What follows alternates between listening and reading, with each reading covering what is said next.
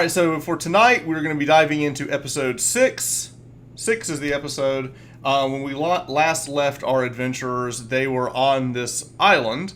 After being shipwrecked, they had a pretty large adventure, killed a whole lot of things on the island, and now they are busy repairing the boat. Nebu, the kobold carpenter, has been hard at work repairing the boat. Y'all have spent a day or two on the island. Off game, we kind of did this through Discord. Y'all did some picking up supplies, planks from the other shipwreck. There was some food, melons, water, all of those things you were able to kind of like refill, barrels, and you're at this point, you've got everything you need for a pretty lengthy sea voyage to Chult, to Port Nyanzaru. During those couple of days, y'all have gotten to know Felagar, your newest crewmate. He's a bosun, Minotaur, and he's quite familiar with boats and a very welcome added hand, since Glendon is pretty useless on a boat other than just you got to tell him what to do. Nebu is the same thing. He's good at being a carpenter but doesn't know anything about sailing at all. Finn, on the other hand, knows a good bit, and of course McGrundon is our captain. So y'all have spent a couple of days. Is there anything else that we want to do? I know y'all have kind of scoured the island. We did that off game and picked up. I know Danny's character Glendon, you picked up a lot of herbs and things for future potion making and things of that nature for alchemy needs. Over the last couple of days outside, is there anything else y'all want to do specifically on the island before we move away? I know we did a bunch offline. Is there anything else you want to do that comes to mind? Any cloth salvageable for sale repair. Okay, we got that. Any bottles that are intact. Yes, the other boat, you were able to pull some of that off of. It was the other shipwreck on the northern shore. Okay, bottles, cloth, helping Danny in any way, trying to gather apothecary type things. Okay. All right, so y'all at McGrundon. We're just able to take like part of their sail then, right? Correct. Yeah, you're basically just salvaging the other ship. Okay, great. Yeah, I'm just helping. I'm helping Finn out with that stuff. Okay. All right.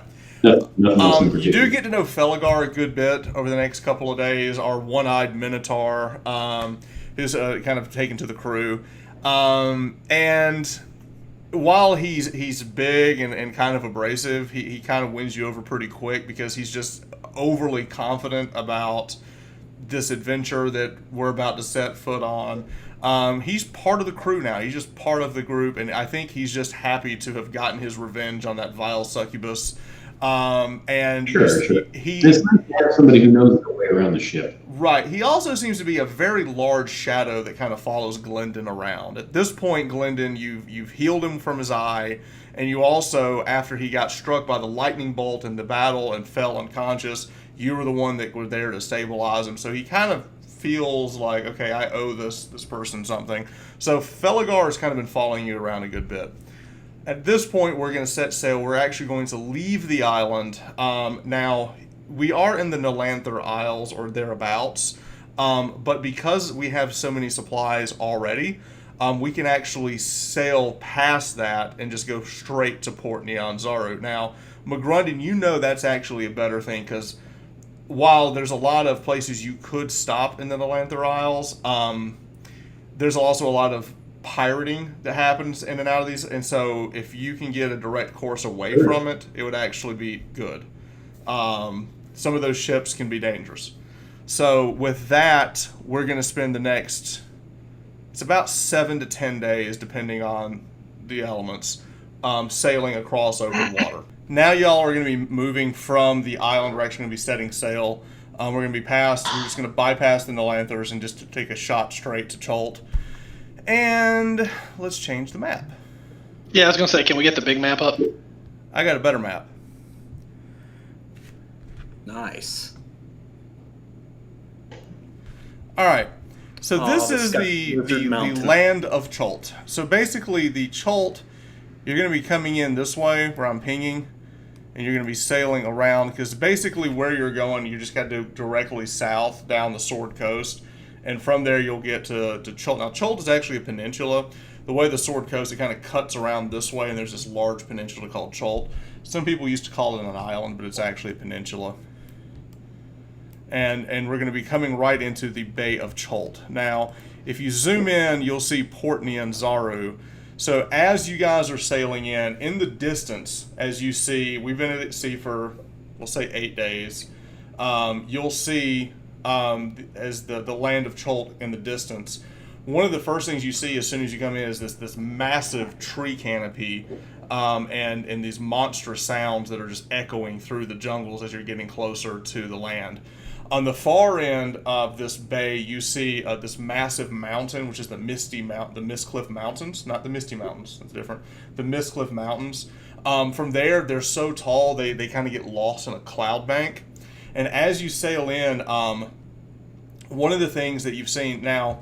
McGrundon, you have sailed here. It's been a long time, but years ago when you were first getting started, you actually had a voyage here.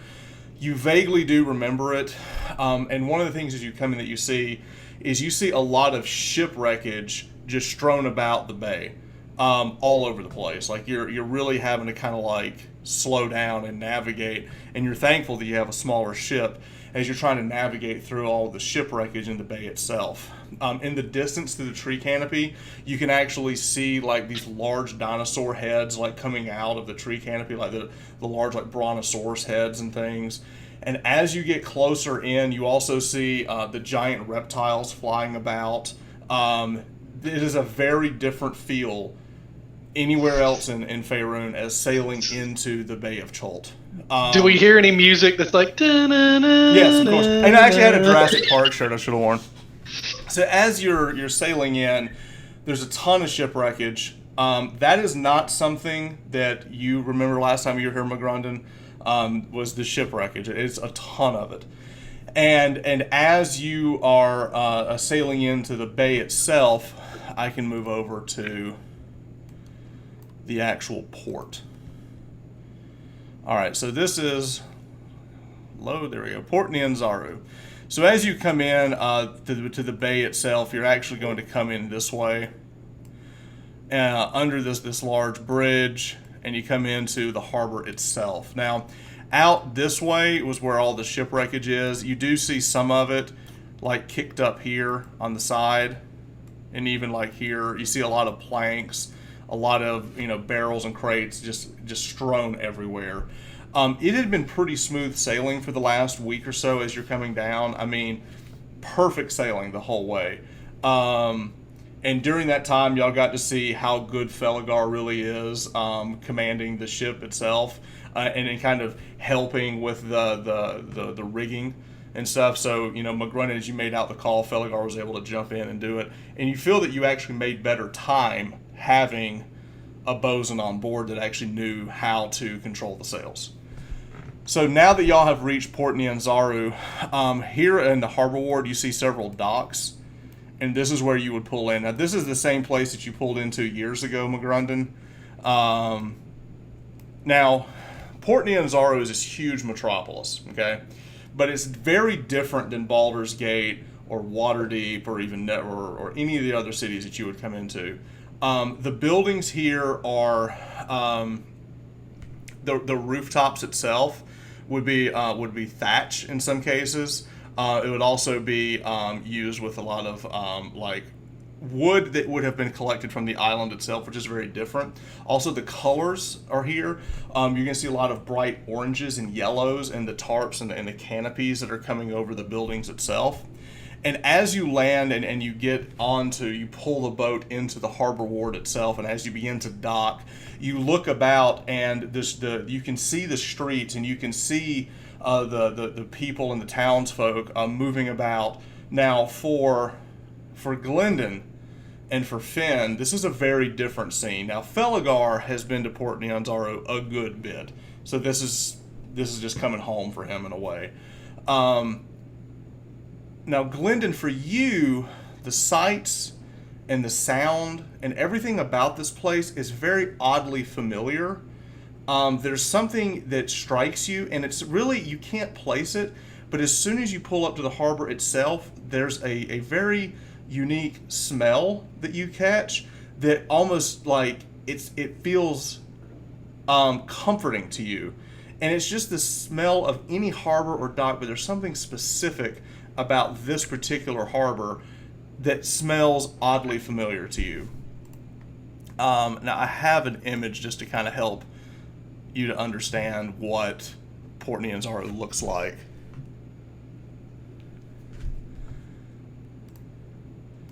So this would be the scene down the city street. So one of the things that really, strikes as you come out this is, one, if you not just the garb of the people that live here, it is a very hot, humid place, but people still wear, things to cover their heads and the turbans and the hoods and things to kind of get away from the oppressive heat. The other thing that you see is that they tame beasts and the dinosaurs and everything, the giant lizards that walk about, are used as beasts of burdens. They're used as mounts. This is very different than any place that you've been before, particularly Finn. And Glendon, you haven't seen that. You don't recall this. It's just, to you, it's more like the sound and the smell of the place just feels familiar. McGrundon, you've been here before. You've seen, this is not something new. You're like, okay, I've seen this. You know it's odd. You're expecting it. But this is kind of the scene as you come into Port Nyanzaru. All right, so with that, we have disembarked. We are now, I will open up the map itself. We'll go back to the main map. Is Feligar staying with the boat or coming with us? That is y'all's decision. Y'all have Nebu and Feligar. Are they staying with the boat, or are they all coming with you? I leave that to Danny's discretion. Odar, what say you? Want to go with us? I'm quite thirsty. I might find myself a tavern while you do whatever it is you do here. What are we doing here? I need to find Vorix Emporium. Vorix Emporium. Doesn't sound familiar. Take it up with one of the trade princes. You can see the large, and he kind of points across the bay, and you see this large building. It's like it's an open air building, but it's large. It's like a large tent with like a built-in roof. Basically they have pillars with a roof, and then they have the tarp tent over it. He goes, if you head over that way, they'll be able to tell you what you're looking for. Me, on the other hand, I'm... Elgar, it might be easier if you lead the way. It might be easier if you guide us, since we're both going into the town anyway. Well, all right. All right, so he starts walking about. Now, he's still got his axe slung over his back, and he's just walking about. As he looks over, he reaches over, and he pulls out his... he grabs a couple of coppers, and he tosses it to the guy. He pulls up this giant, eel on a stick and just starts eating it. Haven't had good eel on a stick in a while. Before we leave, are we trying to carry our... Are we trying to take any money with us? You have a lot of coin. How are you going to carry that? Also, are you just going to leave it on the boat? I mean, we're going to hide it on the boat. Now, Nebu did make a chest for that out of the planking. So y'all do have a treasure chest that he has created with the 11,000 silver pieces, 600 copper pieces, and 100 let's that y'all found strewn about the cave of the last adventure. Let's take as much silver as we can to try to trade out somewhere if we can. Okay. Let's have Nebu make can he make like a little trap door? You're echoey and far away, Laszlo. Sorry. Can Nebu make like a trap door to open to hide the chest in under the deck? He could easily, maybe instead of a trap door, he could do something with the bunks. It's a shallow ship, so while he couldn't do that, he could create like a false bunk kind of thing that would have it under. Yeah. Okay. Something to hide it a little better. Nebu goes, "Well, I can stay with the boat if you like." Yeah, that's fine. I just want to take. How much silver can you carry and not be burdened? I mean, A silver piece is kind of small. I mean, you got to basically look at like quarter size. Like, how many quarters do you want to carry in your pocket? I'll carry a pouch with, 100. Okay, 100 silver. I think we should all carry about that, and then come back for anything else. Okay, so everyone has about 100 silver pieces on them. I'm going to keep about 100 gold. All right, Glendon, or what are you going to take? How much gold total do we have? You have 100 gold pieces, but you have 11,000 Gotcha. silver pieces. Well, that's just from the Yeah, last trip, too, right? We have what we had before as well. I had no money before, so Oh. Oh, a freeloader. My character sheet has quite a bit. All right. Okay, so you guys are moving in town. Y'all have some money on you. We'll say you've got 100 silver pieces, Glendon. And then the rest of the coin is back. I'm also carrying a pack with all the things that we want to, like, I would say some of y'all, like, one of y'all carry the shield, maybe Well, in Danny something. has the shield and he has the ring. Glendon does. Who has the I'll have a paint? pack. Who has the painting? I'll have a pack with the, I got the the bubble, the painting. painting. Oh, you have it? Okay. Okay. Oh, yeah. I'm staying away from that painting. You can keep the What painting. about the jar I of definitely wanna- eyeballs? Who has the jar I'll of take the jar of eyeballs? eyeballs. Just kidding. I'm not taking that either. I'm not touching anything that Sea Hag had. Okay. I'll take it. All right. So you have so Finn is carrying the painting, the bubble, and the jar of eyeballs. Yeah, we'll do that. Okay. All right. So, as you guys are moving about the town, McGrundon, you notice that as you're following Feligar, he's just kind of meandering. As he passes by this tavern, he stops and talks to some of the local ladies of the tavern and makes arrangements to come back. It's actually called the Sea Harpy, is the name of the tavern itself, and he's looking about saying, "Oh, me and my friends will be needing a place to stay tonight and some company." So he's kind of making some arrangements right on the dock because the best place to stay is right off the dock. I just grab a mug of Exactly. ale as we go and walk with that. Okay, all right. So y'all have you've got an ale. Y'all are walking through town. As you're going through town, as y'all came in like early morning, and as you're kind of making way, and as that sun gets overhead, it's very overbearing. It's extremely hot and humid. It also, like, there's a little bit of, like, it seems like maybe a little rain came over this morning, because while it's a little wet on the ground, it's also creating this massive humidity as the heat comes down, and you're drinking your ale quicker because you're sweating in the heat. So perfect. That's why I got it to begin with. Right, it's Cool me off. good drinking weather.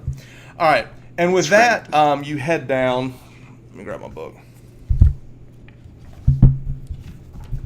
Head down and meet with the trade princes. Now, as y'all are heading down, The trade princess. princes. So one thing that McGrundon knows, and so does Feligar, is that this city is the only city in Chult. This is the only settlement. Every other settlement in Chult has been a different level of disaster from different people trying to, have forward command outposts or anything like that. There's other forts, though, right? I saw that on the map. There are a couple of other forts. There are a couple of other factions that have attempted to come here. The Zentarum and the Flaming Fist have both attempted to have. Also, the Wizards of Thay have also all tried to have some type of presence in Chult. Okay. As y'all are walking through the town, there's a couple of things that happen as you're walking through town that catches your eye. First, you look over and there's a long line off to your right. As you're kind of heading down this way, and there's several there's this kind of like an open market, for meat, fruits, and you see a lot of other adventurers coming through. You can see them all like with their packs, and they're buying like rain catchers and tents. There's a lot of open trading here, but there's a lot of food. Inside, under the tent, you see a huge line of people clamoring around a table, and you see a couple of large Chultan guards kind of looking over. Now the Chultan guards, you gotta think they're these massive guys, and they've got these long staffs with like the sickle on the top, and they're wearing like the orange, like almost like Roman toga tier type thing with like the open toe sandals, just to kind of give you a vision. And they've got like the long dreadlocks, and they're trying to keep people back as everyone's pressing forward. And there seems to be like this clamor and this excitement of all these people trying to get in to meet some celebrity that has come into town. Do y'all want to just investigate or skip that? I'm just going to ask a random I'll ask a random standard by, be like, "What's the line for?" You look over at it's one of the you see an older lady who's actually working and selling these melons. Looks over and goes, "Oh, it's just one of those adventurers that fancies himself a bit of a celebrity. Volo, I believe, is his name." Ooh. Now, have any of us heard of Volo? Each of you give me a history check to see if you've ever heard of Volo. Ah, Finn, you have heard this name. He is a famous adventurer. All right, so McGrundon, did you roll? I have now. Okay, McGrundon never heard of him. No, you're whatever. Glendon, on the other hand, you and Finn have both heard of this person. It seems that years ago, somebody came through the lighthouse that you were at and was talking about hearing some exploit of some adventurer named Volo. And apparently this particular person said that you recall that he had so many adventures that he could spend several tales talking about all of the monsters that he had encountered throughout the entire Sword Coast and beyond. So you know a lot about this. You just kind of remember, like, "Oh, Volo, I remember that name." Finn, you remember this name as well. In Baldur's Gate, he actually came through, and you remember a similar scene.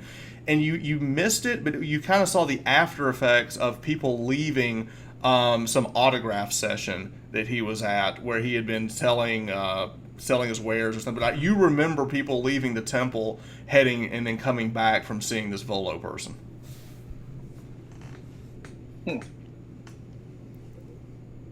Volo's awesome. Wonder if he might be interested in any of our stuff. First, we got to figure out what our stuff is. Then he might want something, or he might be able to tell us more about something. But it looks like it would take a long time to sit in this right now, right? It might be. Yeah, that's what I was going to ask.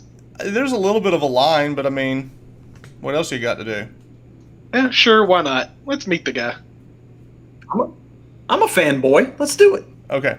All right, so y'all stand in line, and you see a lot of adventurers that have traveled from all over the place. And everyone seems to be gathered around because people come from all over the world to Chult to find their fortune in the jungles of Chult. Like, any treasure found in Chult, whether it could be a wooden idol, is worth more money elsewhere because it came from Chult. There's a stigma of anything that came from Chult. Also, there's a big counterfeiting business to make things that look like it may have came from Chult. But if you have a verified artifact, treasure, anything at all that came from here, it might be worth 2 to 10 times as much back in Waterdeep if it came from here. So saying that you adventured here is a big deal, okay? Now, Volo, on the other hand, not only has he adventured here, he's actually gotten notoriety. So people come here and asking advice. They may hire him as, not a guide per se, but more just like, to consult. Hey, I'm heading to this region. What do I need to know? that type of thing. So y'all spend a good 30, 45 minutes in line. As you're doing that, you look over, and Feligar has finished his eel and has now reached over and he's grabbed, he's got like 2 melons. And he's eating 1 melon as y'all are waiting. So he just has basically grazed all the way through the town. And everywhere he goes, he just stops and grabs more food. There's also places here to refill your ale. If you are so hot and need more ale, you can do that as well. So at this point, y'all get up in line, and he's selling a book. His latest edition of Volo's Guide is the name of it, and it's Volo's Guide to Monsters. And it's basically a hardbound book that contains all types of information from different monsters that he has encountered throughout the world, and also information that he has gathered not just in his own personal experience, but also from the experience of the other people that he's traveled and talked to. So basically, he's talked to a lot of troubadours and bards and people have taught, and he's kind of gathered that information in a tome. And he's selling that tome for the low price of 1 easy payment of 50 gold pieces. And it will be autographed right here today by Mr. Volo. Ask him to autograph the painting. Should ask him to autograph the painting, Wes. Well, I'm the only one carrying around that kind of scratch. Yeah, I don't have the money, so I don't know. I've Really, never even heard of the guy. after I hear this, I'm like, Oh, we greetings, just bounce adventurers. Greetings. Would you like to buy my book today? He looks up at the large Feligar and goes, well, you're a large chap. And he's talking. Is he just a human? Yes. He's a human. Now, he's got like a silk piratey shirt with a vest. He's got a big like hat, like the kind of droops over like the Italian style like hat. A big beard, and he's got a stack of these books. Would you care to partake and to buy one of my books or from my latest tour? I'd say depends. I don't have the gold. I have trade. Well, what would you like to trade, good sir? First, I'll pull out a jar of eyeballs. That is Beautiful. quite the trade. I'm not interested in eyeballs per se. Right, but it's a whole jar of them. And he looks and goes, you strike a solid point, good sir. Dragon, what? You're a motley crew looking at the Dragonborn and the Minotaur, and he looks over and goes, and you are one of those, fishmen, Tritons. I have not ran into a Triton in quite some time. Are there any Tritons here that I've seen? No. So I'm a fish out of water. Yes, you are. All right. Well, if there's nothing else, I'm gonna say I just saw a line and I thought I'd stand in it. well, it was good to meet you. Good luck on your journeys in Chult. If you decide you want to come back and have a fighting chance in the jungle, you come back and you buy my book. Well, I'm more interested in people that know things about Leviathans and Krakens, and I'm just gonna turn and walk away. He goes, Well, good sir, I will be honest with you, I have not actually encountered a Leviathan or a Kraken yet. I'm gonna turn around and go, me either, but hopefully soon, and kind of gesture with my spear and walk off. Alright, and Glendon, what are you going to do? How much is silver converted to gold? Like, what's the exchange? It's a 10 to 1. Okay. Oh, so if I thought it was 100 to 1, sorry. It is 100 to 1, isn't it? Yes. Oh, it's 100? Hang on, 11,000 silver is 1,100 gold. Right? The 10. That's So 10. that's 10 to 1. It's 10 to 1. We don't have Okay. 11,000. We have 1,100. You have 1,100 gold. Yes. No, we have 11. We have 100 gold, 1,100 silver. No. No, we have 11,000 silver. 11,000 silver. Oh. So we have. Yeah. Oh, I left a 0 off. 11,000. I didn't.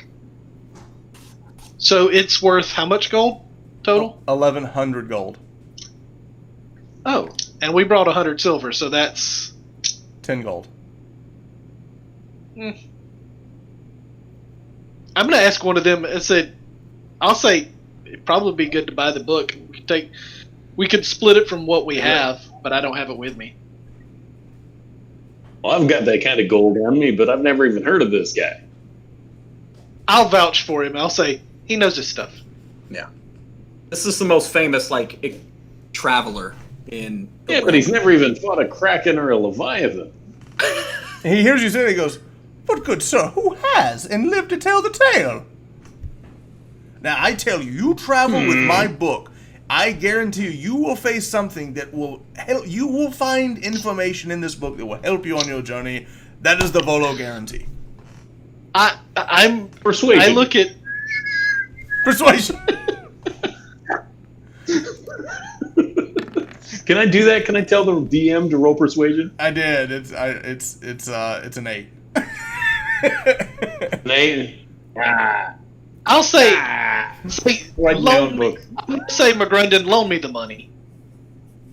I'm good. I'll for it. loan you the money, but you got to pay me back, Okay. and I'll loan him the 50 All right. gold. So with that, you buy the tome. Wait a minute, McGrundon. You can't give Neville 20% of a book. We'll give it to him. Sure you can. You just rip a few pages out. We'll give him the appendix. I thought you said he had high intelligence. All right. With that, you give Volo the 50 gold. He signs it, and he hands you this. Good luck on your journeys into Chult. And here's a tip: be sure to have plenty of water on your journey, or buy rain catchers if you cannot carry such. The further you go into the jungle, the water there can be quite poisonous. So be sure to always drink fresh water, or you won't make it 3 days out. And with that, he hands you the book. So now you have Volo's Guide to Monsters. And we need a rain catcher now, apparently. Yes. All right.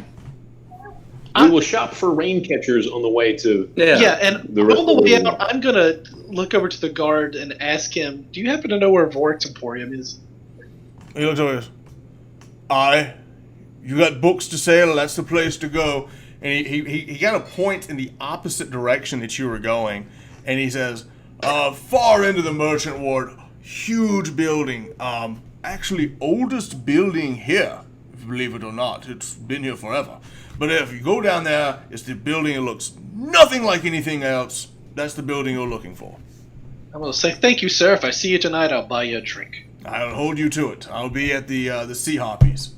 So will we. Perfect! Okay. Well, let's not have Felagar lead us anymore. Obviously, his Well, he compass wanted is to- wrong. He wanted to eat. I get the feeling he didn't wait in line with us anyway. Oh, no, he's wandered off. He's still grazing. He knows where the boat is. Yes, Yeah. the Minotaur is grazing about, eating all the food in the port. All right, let's No, we got it. go to the Vork's place first. Okay? Let's get that out of the way. Yeah. All right. Our way there. All right.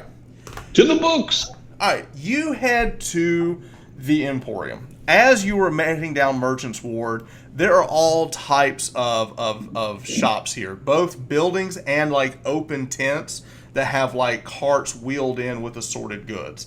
Everything from backpacks, weapons, armor, clothing, shoes, boots, anything you can imagine is sold here. This would be more of the equipment area.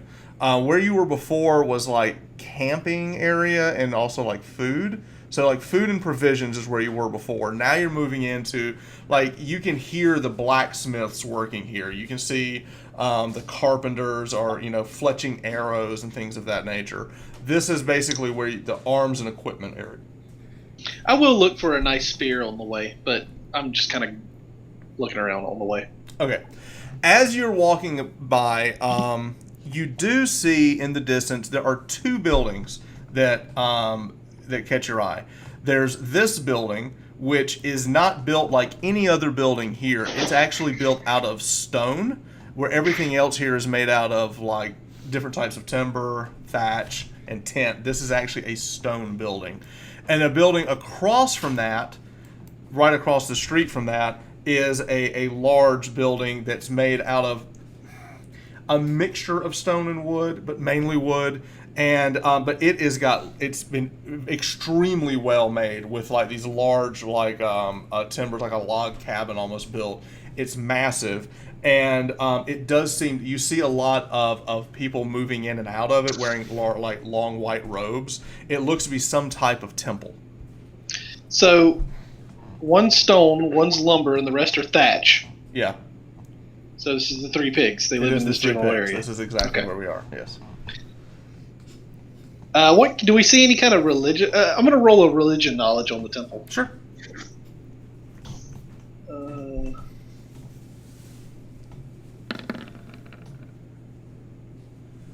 All right, you recognize the emblem as the god Savras. It is the temple of Savras. Now, Savras, is the god of time. He's also of divination. So basically, it's a divination, and he deals a lot with time. A lot of people will come here and donate money for good fortune.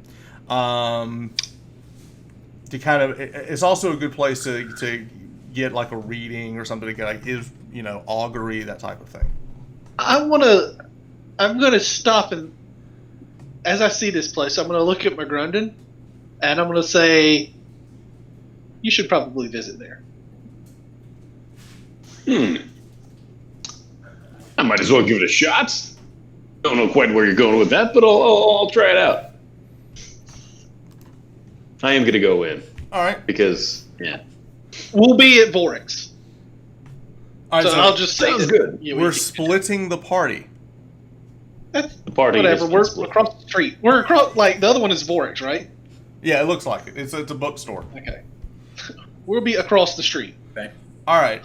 All right. We're Let's get more. All right.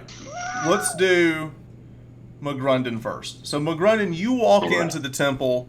Now the temple is, as you walk in, there's like a courtyard, and there's a lot of people moving about, and then there's like on the inside there's actually more of like an actual building. You have to walk in with the big doors, and you see there's a mixture of people walking around wearing the white robes with the big like medallions and amulets, staves and things like that. They are the ones like the priest of Savras. As you're looking around and you're taking all that in, you hear a voice off to your right. Look up, goes, well, I don't mean to be a bother, sir, but would you like your fortune read? I turned to him and, well, not a strange question to ask, but why not? Let's go. You Let's turn go and ahead. look, and you see something you have never seen in all your travels. You see what looks to be a walking, talking turtle looking up at you. He's sitting on the ground, and he has like this open, this carved out turtle shell, and he's basically throwing like dice or bone chips or something in it. And he's like, well, would you like me to read your fortune, good sir? Oh, and after I turn and kind of look at him and realize, I stumble a little bit because I've never seen something like this before. And I said, well, pardon me, but what exactly are you? Well, I'm just another citizen of Chult. How about you? Where you from? Certainly not from Chult, that's for sure. I tell you what, show me what's in your bones. Show me. Sure. Mighty Savras. Come down here. And he takes it and he rolls it. And as he clicks around, he's like rolling the shell around. He's looking at it. He looks up. He goes, oh, good sir, you're about to go on an epic voyage, aren't you? Of course, I'm always on an epic voyage. That's but here it's kind of my shtick. It says that you have dinner arrangements tonight. A mighty fine meal is in your tonight. You're going to have a good night tonight. Well, I mean, we're going back to the tavern. I figure we'll eat. I don't know about No, having that's not. arrangements, No. This is a fine meal. No? You wouldn't get that here in Oh, Chult. I don't know about any fine meal. Look, I am telling you right here. This is what it says. What is this All right, guy's Mr. name? Turtle. Please ask his name. Oh, Colonel Sanders. I'll take a 3-piece and some slaw. Is everything all right, good sir? You've lost your complexion. Trevor. Is his name Turtle Sanders? Turtles. It wasn't, but it might be now. No, Barnabas is my name. Barnabas. Barnabas. All right. Well, I tell you what, Mr. Sanders. Barnabas. If I have this great meal that you claim I'm going to have, I'll come back and I'll tell you about it. But good. Now that'll be don't have 1 any silver such for the reading, good sir. 1 silver. Give him a silver, you cheap ass. all right, I'll give you a silver for the story at least, and I give him 2 silver. Oh, Give him 2 thank you very much. I do appreciate your patronage. Severus be with you. And with you. and I kind of, go back to my wandering of this strange temple. Okay. You walk around and you look and you see other people are having similar readings from normal people. There's only one turtle person, and he was the one that you got your reading from. But it's a lot of that. It's a lot of people here that are reading the palms, the tea leaves, and things. It's just people looking for, weal or woe for their next adventure. A lot of adventurers come here to see, like, is today a good day to travel? Is today a good day to go out to sea? How much of this is like? I want to listen into some of it, and how much of this feels like genuine? This is what the readers believe, and how much of this is seems like it's charlatans just trying to give me an intelligence check. Intelligence? Insight? I'll give you the intelligence. Oh, that's not me. That's not me at all. Hold on. Where's my sheet? Actually, no. Insight. Would this be insight? All right, well, I'll roll the insight then. There's the insight's insight. better. All right. I will say this.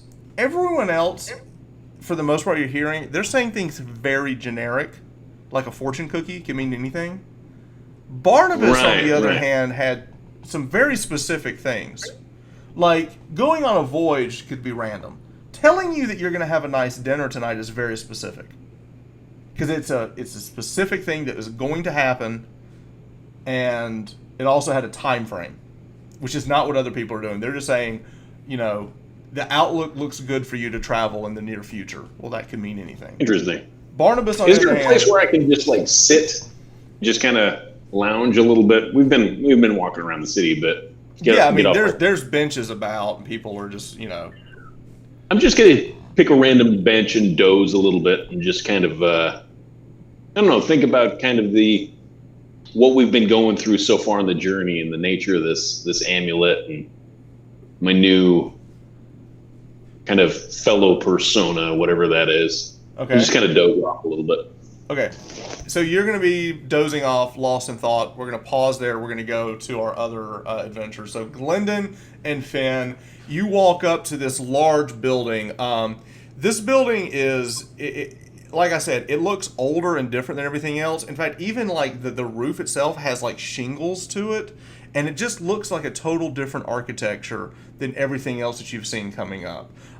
Even as you come to the front door, the door frame is framed by these large marble pillars. Totally different. I mean, you would see that in Waterdeep. You might see that in parts of Baldur's Gate. You definitely haven't seen anything like that here. Even the door itself, as you pull this large oak in with the door handle itself has this real fancy filigree to it as you're opening in. One of the things that you notice, Finn, as you look to the side, you see a sign in 3 different languages, 2 of which you can read, that says, "Absolutely no gnomes allowed." Okay. I'm liking this place. Yeah. Okay. All right, so you walk in, and as soon as you open, and you hear like a bell go off as you look up. They've got like a little like wind chime attached to the top of the door.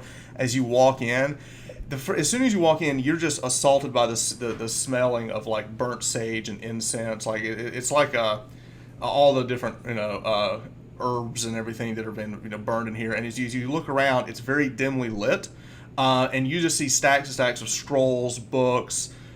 Bookcases full of things, and also it looks like some type of like spell reagents and things, like maybe wizards and people might come here for that type of thing. Not anything that you know a whole lot about, but you kind of know a little bit about the mystic arts that exist, basically. But they basically got all of this. Like you walk by and you see like in herbs, and also now Danny, you look around, you see Glendon. You look around and you see a lot of rare herbs and spices and things that actually piques your interest. Like you look around and you go, oh man, they've got, what is iron spider silk? What is that? Like you're kind of going through and looking like, what can I do with that? So all types of oddities. As you look around, you see several smaller individuals kind of scurrying around carrying books, each of them wearing dark, like orangish robes with hoods and these little lizard beaks sticking out, and they look over and you see the whole place seems to be run by a tight-knit group of kobolds. Oh. Interesting. I'm going to go up to the counter. All right, so you go up to the counter, and you look up and you see another kobold that doesn't look like the rest of them. Older, snout not as long, kind of like pugged in a little bit, and you see this female kobold, which you've never seen before. Older female looks up and goes, "Hi, Gary, what can I do for you?" I don't know what the prices are for if you help with identifying items, but I'm interested in getting a few recent acquisitions. Depending on nature. what it is, it's about 50 gold a piece. What you looking for? God. Well, I'm going to show her some things and say, well, first, I'm curious if you're interested in any of these, maybe, and maybe we'll come back. She pushes things aside. What do you got? I'm going to first pull out the painting. So looks at the painting. Oh, this is an oddity. Strange one, this. I'll identify this one cheap. 10 gold. How much? 10 gold. I've got 100 silver, so that's 10 gold, right? That's 10 gold, yes. Okay. All right. Give it to her. All right, so you push the coins over. She kind of looks over. As soon as you do that, all the other kobolds in the room, they start like scurrying over, and you hear one go click clack, and they're all excited that you brought money, but they seem to be more excited not that you brought 10 gold pieces, but you brought a lot of little change. They like that. So as you hand them that, they're all kind of like fidgeting over the little coin. And she looks over this, and she kind of looks. She just spreads some dust about it, and she looks and goes, "Where did you get this? Be honest." A hag. Nah, this is an odd piece. So you see this here. And you look, the painting looks different than the last time you looked at it. Last time you saw like a storm in the distance. This one looks like it's got like clear skies. He goes, "Yeah, this will tell you the weather of the next day." Little bit of divination magic has been sprinkled into this. Yes. How much is something like this worth? Not much. Pretty easy to make. Just an oddity, really. Like, who puts it in a painting? Honestly. Well, say she also had this, and I'll bring out the jar of eyeballs. I kind of look like, ugh. She opens it up, smells it. Delicious. Tell you what, I'll give you 10 gold back for this. I don't want it, so, I mean, it's just a jar of eyeballs, right? She reaches over, she hands you 10 gold pieces. She wants the silver. She's handing you the gold pieces. So she hands you 10 gold pieces, and she goes, "Got anything else? You should have led with the eyeballs." And then I'm going to say, this next one was very interested. The hag was very interested in this, and I trust your discretion. Ooh, discretion.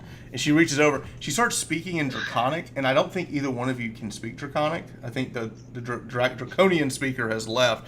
As soon as the kobolds look, they close the door. They bring this latch down. They pull the curtains tight. She goes, "What do you have, dearie?" I'm going to reach in and I'm going to pull out the bubble on my hand. Ooh. She pulls out this sconce that has like these like talons up like this. She goes, "No, don't touch it. Just place it there. Place it there." Okay. So you place it there, and she looks and goes, "Oh, this is quite rare, and it's quite valuable too. Don't let any of these other merchants throw mere coin at you for this. This is worth something. Yes, this is worth something indeed. But I will give you the first option on this if you'll tell me what it is. Unfortunately, I believe I know what it is, but I would prefer if my master would like to see this. Anything strange like this, which is very odd, he would like to see it personally. I believe it's a scrying device, a way to see things of other places, a crystal ball, if you will. But it's enchanted in some way that seems odd." I'm going to tell her it's very cold to the touch. "Oh, I'm not touching it. This piece is probably, if not most definitely, cursed." I'll put it back. Is your master here? You gotta reach. He goes, no. Leave it here. No, leave it here. If you don't mind, I would not carry this around. Leave it here. We'll keep it safe. You come back soon. I will ring the master. But do not take this out. You don't want those wizards, those blasted fey wizards, to see you with this. They will hunt you down for this. I'll tell her I will let them look at this, but I'm not leaving it. Well, then I you can may stay here Then with it. You stay here. That is fine. And she reaches out in Draconian, and she kind of claps her hand, and you see the other ones that goes, ooh, and then you hear him running around. He goes, and then as he's speaking Draconian, you just hear the word Vorix, and you see two of them scurry to the back. He goes, I have sent word to see when the Vorix would like to see you. Have you brought anything else? Yeah, Danny's ring and the other thing.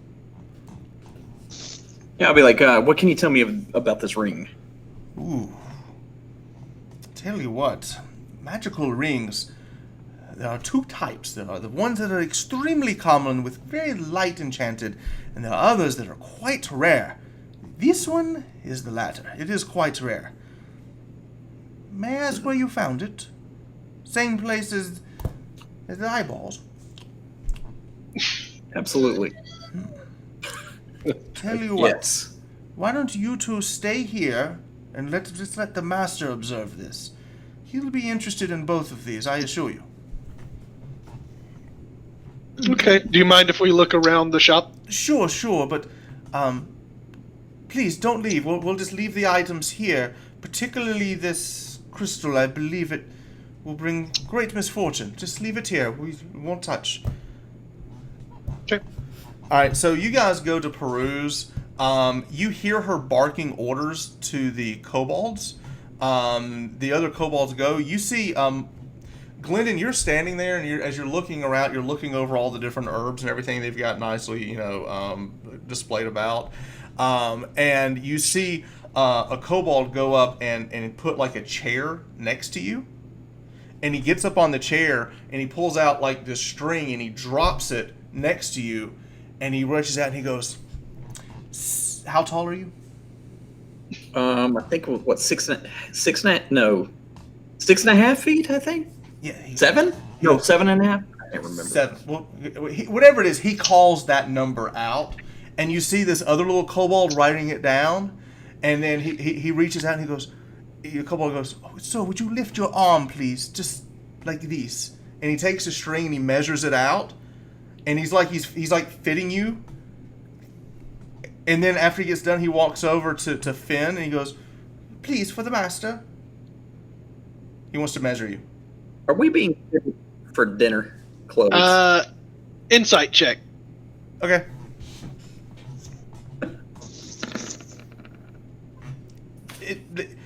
you kind of slip back, and the female kobold looks up and goes, no, shh, and cuts around and goes, gentlemen, please, Vorix has sent word that he would like to have dinner with you tonight at his estate, if that is okay.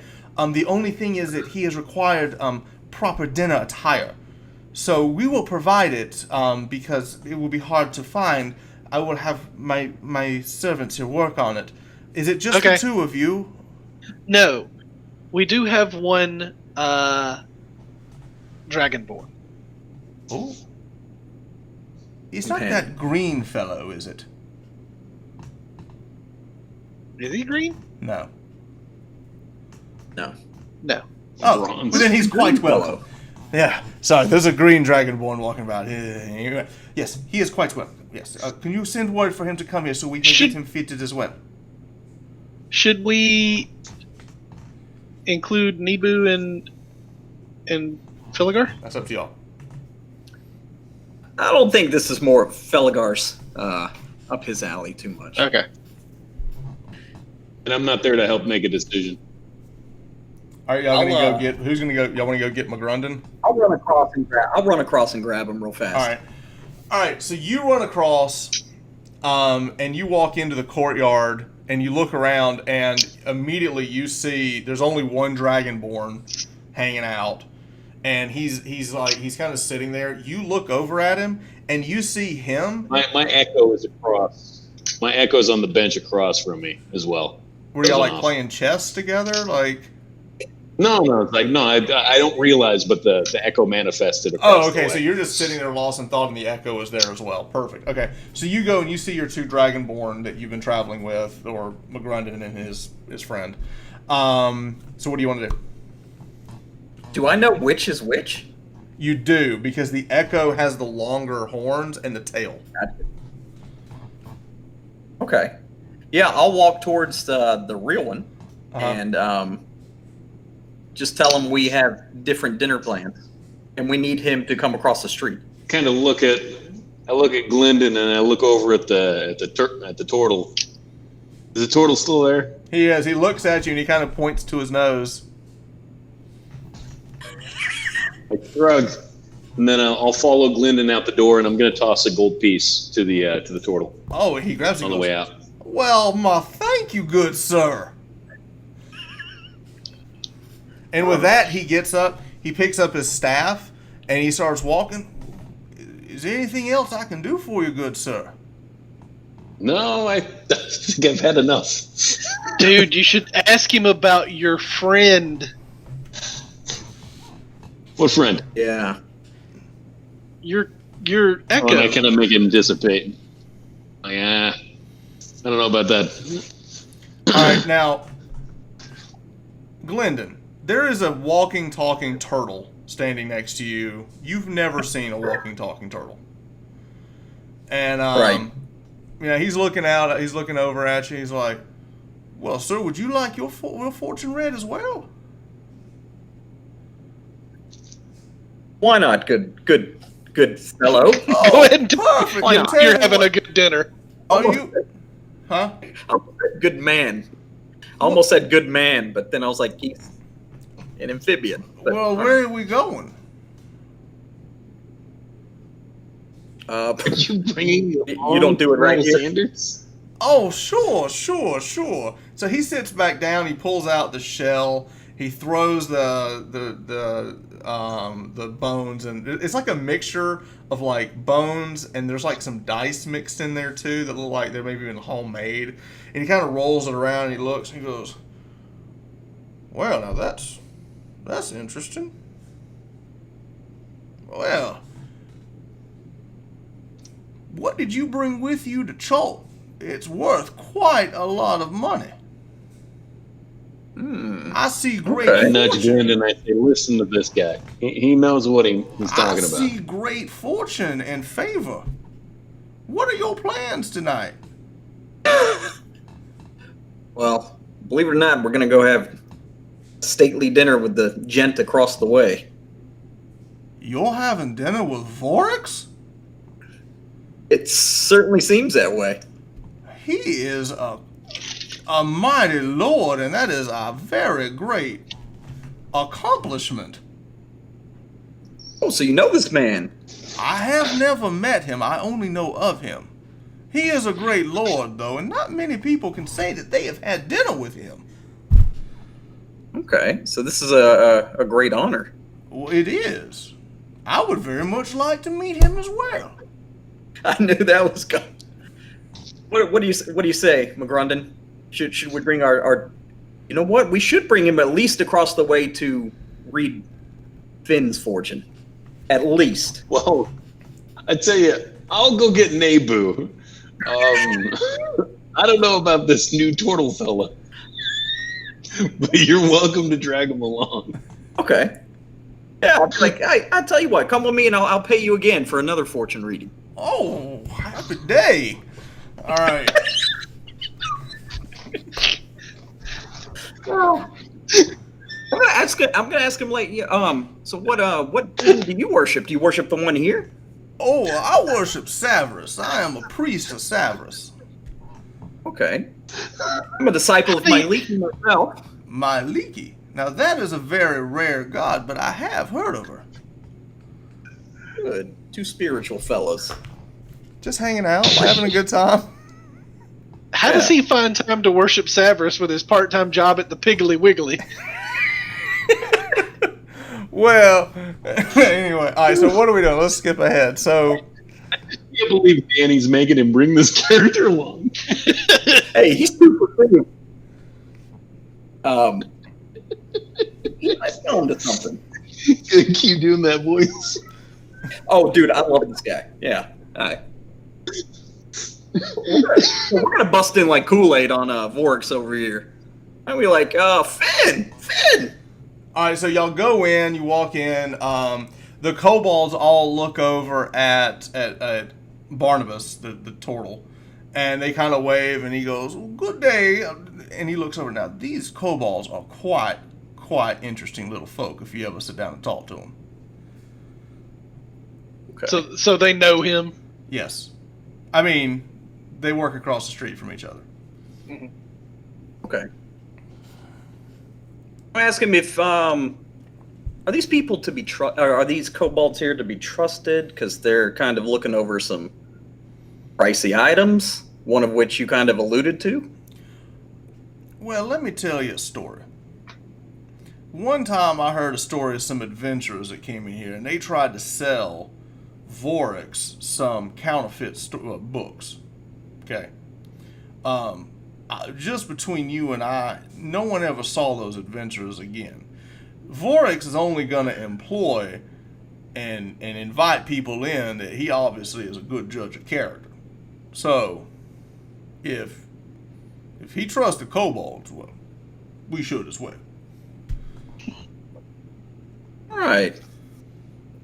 Do I see this conversation? Yeah, going on? you're going to look over like, what is this turtle? Actually, I have probably seen these before, right? Give me a history check. It wouldn't be history. That'd be known about it. I will say that in your travels, you have at least heard of the turtles. They are extremely rare, but you have heard of a sentient race of turtles. Well, are we about the same rare? Because there's not a lot of me either. Yeah. They're just very rare. You do know that they can live for quite a long time. Can we walk over and do like the Spider-Man meme point where I point at him and he points at me and we're like, hey. Okay. Well, hello there. You're like, Finn. He's waiting for you to do it.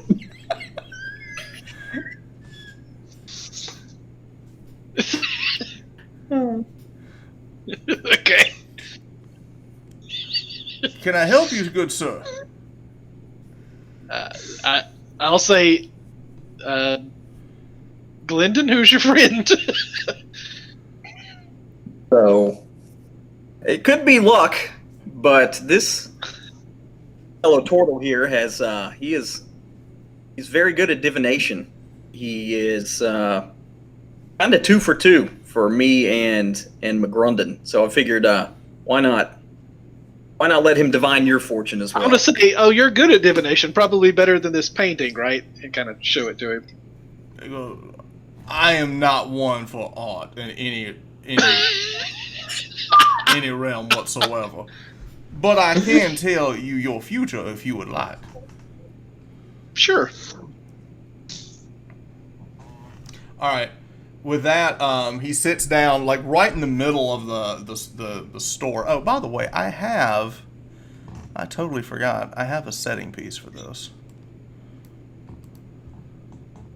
There. Ooh. Yeah. Nice. All right, so he just clops down amongst all the stuff. He kind of leans up. His shell kind of clicks up against a barrel. He pulls this other shell out. As he reaches over, you see he's got like these handles on the side of the shell. So he just kind of opens it up, like these two leather straps. He opens it up, and he reaches and he kind of pulls and he goes, "Well, where are you going?" Just like everyone else here, we're doing a bit of adventuring soon. But you're not going to Chult, are you? How about Chult adjacent? No, you are not. You see, this bone here says that you're about to leave for a strange land.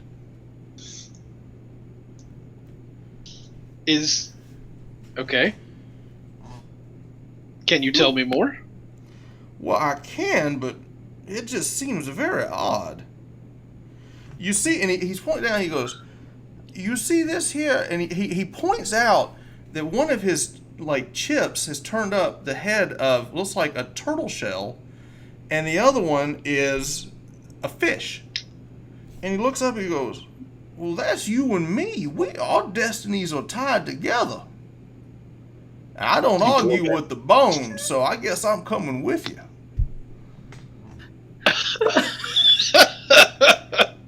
Made a love connection. This is great. I love it. I guess I'll reach out my hand and say, Finn.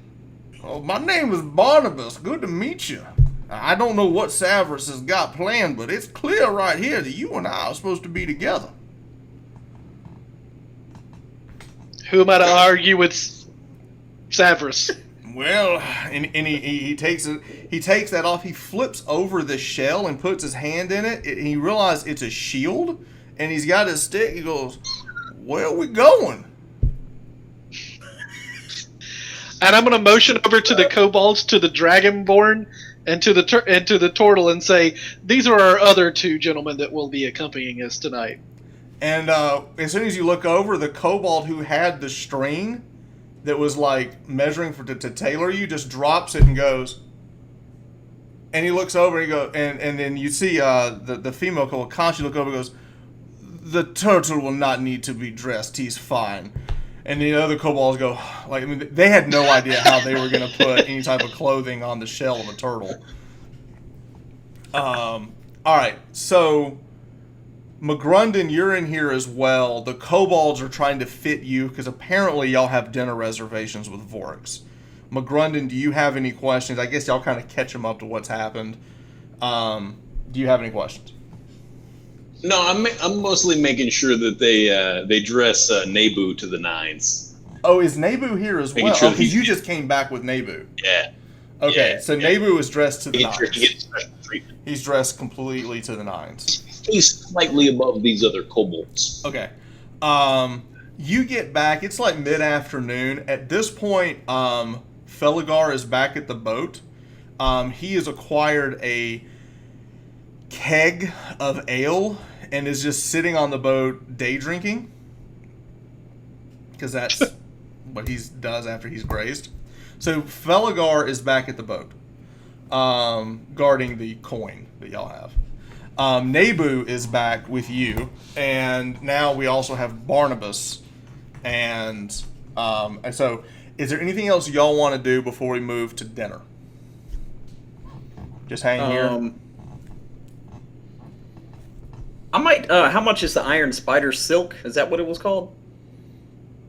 Iron Silk. Yes.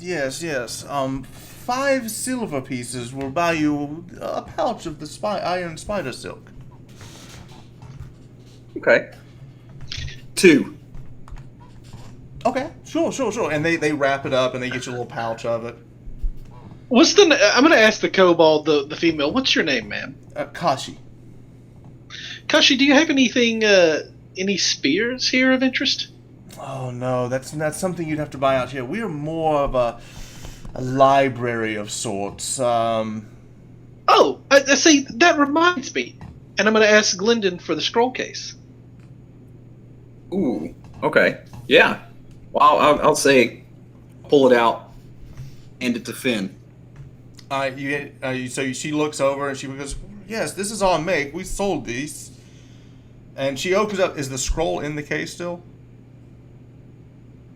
I believe so, yes. She opens. She sees the scroll. She goes, "Well, we sold the case, but this is vellum paper. We probably sold this as well. You can buy this many places, but if the scroll case came from here, then this probably came from here as well. At least the paper itself." And she looks at us, "I don't want to read. I don't want to pry your information, but what is it you want to know?" What is the? Do we know anything about? I don't remember anything about the scroll. That was kind of pre me. Gentlemen? Yeah, it was just the letter, correct? Yeah, it's the letter. So there was a really, really long letter about a man who went on like travels and mapped out. I believe it was an island. Mm-hmm. You wouldn't mind And- if she reads this, would you? Go ahead and show him. Okay. Yeah. She looks over, she reads it, she's going through this island. Don't know what island this speaks of, and she gets on the bus. Barbosa now, Barbosa. I remember Barbosa. Yes. He came through here on one of his voyages. Yes, I remember Barbosa. Long beard, smelled like ale or like raw wine. Ugh. It's funny that a kobold is complaining about the smell of someone, but yeah. How long ago was that? Oh, it's 6 months at least, maybe more. It's been a while, but I remember him. I have a good memory of those types of things. But yes, Barbosa. I remember him coming in to buy this case, but I don't remember why the writing that he did that on his own. But the case and the scroll papers, yes, he and his crew, he had a good crew with him, 2 dozen at least, strapping soldiers, sailors. Have you seen any of them since then? Barbosa's the only one I really remember, and that one other heavyset lad. But no, I don't remember that. There was one other thing with this that might be of interest. Maybe you could tell us more about. We do know it's cursed, though, so I wouldn't touch it. It seems that everything you have is cursed. I'm going to motion for McGrundon to come over here and say, I trust her. I come over. You what? And I kind of put my hand over my anything like this, like consciously. I'll say, show it to her. She's not going to take it. All right, and I'll take out the crescent amulet. She But looks I'm not over taking and he it off. goes, "Oh, I can smell it. Yes, it's cursed, quite cursed. Tell you what, I would have." She looks and goes, "Wait a minute. I smell it 2 times. You cursed 2 times?" That sounds about right. I tuck the amulet back in. No manifest. I think Lord Vorix, he can help you with that. He's good with curses and things. What's he? There's Oh. something else. He said he manifested the other thing next to him. Oh. Is this what you mean? He looks at. No, I don't know what that is. What is that? Who Yeah, is it? Where did it come from? Who is that? And she It starts disappeared. speaking in Draconic, which you speak back. He goes, Who is this with the horns and its head? That's no dragonborn that I've ever seen. He's saying all this in Draconic. But she's getting really excited, like this is some foul beast. Like, this is not what dragonborn look like. Oh. I dismiss it, and I say back in Draconic, you don't have to worry too much about that if that's not what you meant. No, it's okay. Make yourself, and would you like some tea before dinner? Tea? Tea would be great. Sure. Tea. So she goes and she collects and she gets cups of tea. So the 5 of you are, no, so 6. The 6 of you, because I forgot Nebu is here as well. And I am not drinking the tea. Okay. Because the last time you drank tea. All right. So she has tea. Barnabas is drinking tea. Nebu is drinking tea. It's good. It's just green tea. It's got like a little scent of jasmine in it. It's good. It's good stuff. So y'all are sitting there having tea. A few moments pass, and y'all are just kind of sitting perusing the store. The kobolds come out, and they have somehow miraculously made very fine evening wear for you, like silken shirts and like a jacket. Oh, silk with bamboo buttons. I got me a kung fu shirt. That's it. Yeah, and then you've got like the jacket, like a black jacket over, and another kobold comes out and he sits a case down and he opens a case, and in it is an assortment of hats. And they're trying to fit hats on each one of you. Anything from like a top hat to a long hat, different hats, caps. Look over. I want a top hat. Puts a top hat. They look at it. Another kobold comes out. After you get the top hat, he opens up another case, and it's a whole case of feathers. And they're trying to match the feather to the cap to the skin to your scales. Yes, that's what look. So they have. You have perhaps like a band of cloth instead. Around the cloth, like the big feather in the hat, right? All right, gotcha. Yeah. So you've got a top hat. Do you have a slightly smaller one for Nebu? He goes, oh yes, of course. So they bring out a slightly smaller one, but they get a feather to match his because he's got green scales. So they bring out a green hat. So they're matching feathers to hats for everybody. And they go over and they look at Glendon, and he's looking at your head. He's kind of bobbing his head back and forth. And he goes to reach a hat. It doesn't fit because the way your ears are kind of sticking out.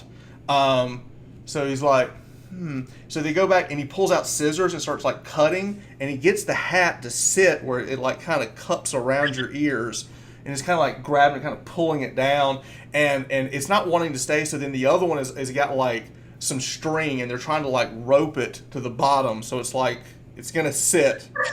But he's like, yeah. So they're kind of like working on y'all, getting y'all dressed. They do manage to find a hat for Barnabas.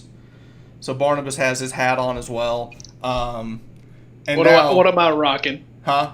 What am I rocking? Well, you have your pick. They wanted top hats. What are you wanting? Like a derby?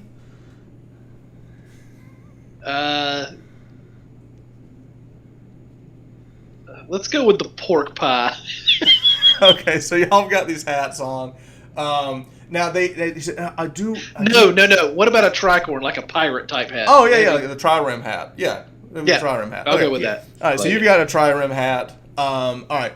Now as you're getting dressed, they look over and they go, no armor and weapons. No armor, no weapons. You check those here. We'll check those for you. And so they're very against. This is a stately attire, so no armor, shields, weapons. You're having a stately dinner with a lord. I have my weapons right here. Yeah, so that's not a problem for Finn. He's All right, so with that, they one of those boxes they brought out. They very carefully put the bubble in that, the crystal ball in that. Now the ring, Glendon, you still have the ring, but the bubble they put in that, and the kobold reaches and he looks over and he goes, I'm ready. And he's like carrying this thing like gently, and they lead you to the back of the house. When you get to the back of the house, you see just like a storeroom and a wall, just a stone wall, and you see Kashi comes and puts a stool down and takes a piece of chalk and draws out the outline of a door in the wall, and she steps back and she goes. And she starts speaking in Draconic, which you can hear, make the way open to Vorix's lair. And then with that, it opens. And she goes, no, please, go. So she bids you adieu, and two of the other kobolds are carrying the crate of with the bubble in it. And he's motioning you forward. As you enter, yes. And wait, before we go through the door, I'm going to turn to look at the guys and be like, pretty sure Vorix is a dragon. You hear in the distance, you hear music, you hear minstrels playing, you hear violins, and you hear a lute playing in the distance. As you walk in, you see as y'all walk in, you see one of the kobolds in front of you, like throwing like flower petals out in front of you as you're walking in into this large, huge chamber. What color is the scale? Are the scales of these kobolds running around? They're all orange. Nebu's green. Nebu's green. The rest They're of them are orangish? orange. Okay. You enter into this large cavern, and there's a huge table set out. At the very far end of the table, y'all all stop and look as you see this large dragon reading a book. Good call, sir. Good call. Greetings and welcome! What do you have for me today? I'm going to say Vorix, I assume. Yes. And he's like looking over the book, and everybody goes, yes. Well, I see you have dressed for the occasion. And he goes, and he kind of like breathes a little bit of smoke out. And as soon as that, you hear like the rumbling, and you look around, and there's all these kobolds running around and bringing up like these giant silver plates across this long table that is between you and the dragon. Now you're all standing there. Every one of you needs to make a fear save, because you're standing in the presence of a dragon. What is that? It's a wisdom saving throw.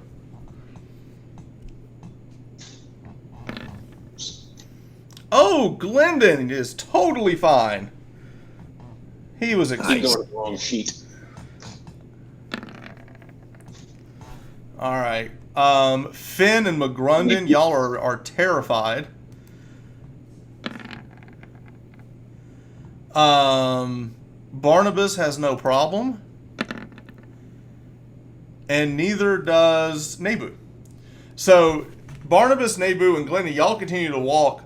Finn and McGrundon, y'all stop, and it's like you cannot seem to move forward as you're walking towards this giant dragon's like reaching about. He's got his book out. He clasps this. I mean, it's a giant book. I mean, this is a big dragon. He closes the book and he sets it down. He goes, No, there's no need for that. No need for that. And when he waves his hand, you just feel like your emotions like calm. He goes, No, please sit. Let us eat.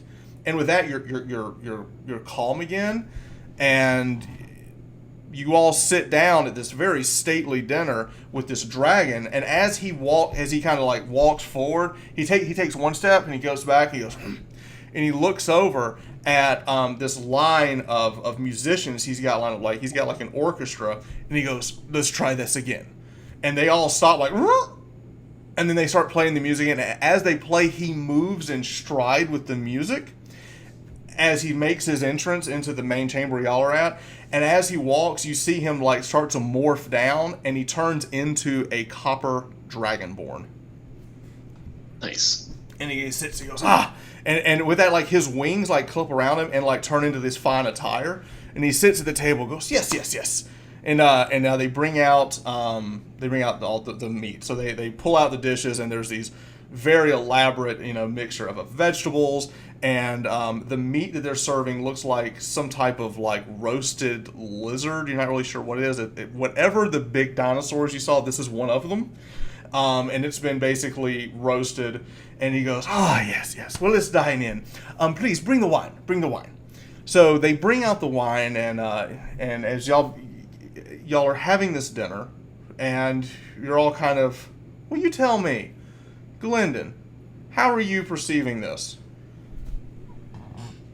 I'm in awe. I don't think Glendon's probably ever seen a dragon before. So, we'll tell McGrundon and Finn that if they would like guidance, let me know or anything. Just let me know. And I'm going to look at Barnabas and just kind of study Barnabas and Nebu. I want to see what their reactions are to this.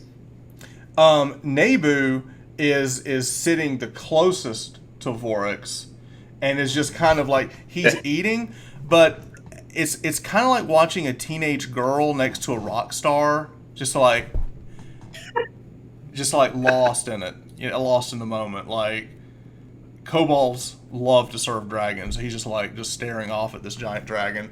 Barnabas, on the other hand, is sitting down there, and you look over, and he, whatever sauce that they have put on this lizard is like basically covering his mouth as he's just like eating into it. And one thing that you notice with the turtle is that his face is kind of flat, so it's hard for him to like eat without it getting all over his face.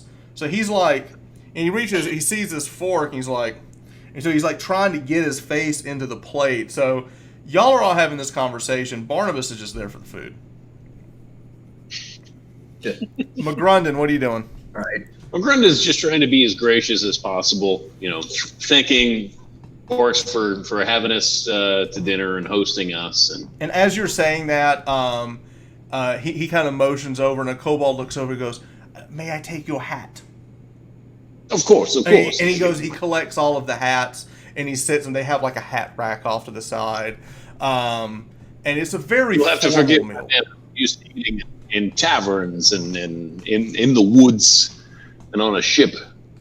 No, it's rare to get a fancy meal such as this. Well, I'm glad that I can be of service to you. Now tell me, as we eat, I would like very much for you to tell me a story. I enjoy that type of thing. I enjoy stories of the world. So, you have brought very strange items, and, you, Triton, Lord of the Sea, you tell me, why have you come here? Where are these items that you have brought? First, I'm going to introduce us and tell him all of our names. And then I'm going to tell him the story of how we were sailing and we were pushed ashore, and we found the cavern, and we, heard a voice, didn't know what it was, and the offer that I was given to take the stone or take the spear or reject it, and I rejected it, and that we fought what was it, Chult? Ooh, a nasty beast from the depths, from the plane of water, where you are from, I believe. Mm-hmm. And then we found, and I'm going to open the case and I say, there in the depths we found this. I could smell it when you brought it in. That item is quite cursed. It does serve the purpose that it was created. It is a scrying device. It can see things, or things that should be, or more importantly, the things that whoever carries it would wish it to be. It is a liar. It is false. It will tell you the things that you want it to be, but not necessarily what is true. And then I'll tell him how there was a hag there who wanted this item. And how we fought her and were victorious and freed the earth elemental, sailed away. Did you say earth elemental? You freed an earth elemental? The sea hag had binded it to her will. That is not something a sea hag can normally do. That is very powerful magic. That is the interesting part of your story. I will tell him I'll tell him that her name was Latua. Latua. That name does not mean anything to me. It has not been heard in this hall. She called the earth elemental Rocky, I thought? Rocky? Rubble. Rumble. Rumble. Oh, hags. It is quite interesting how she came to be able to control such a beast. That is the interesting part. I'm gonna pull up the ring and go, does it have anything to do with this?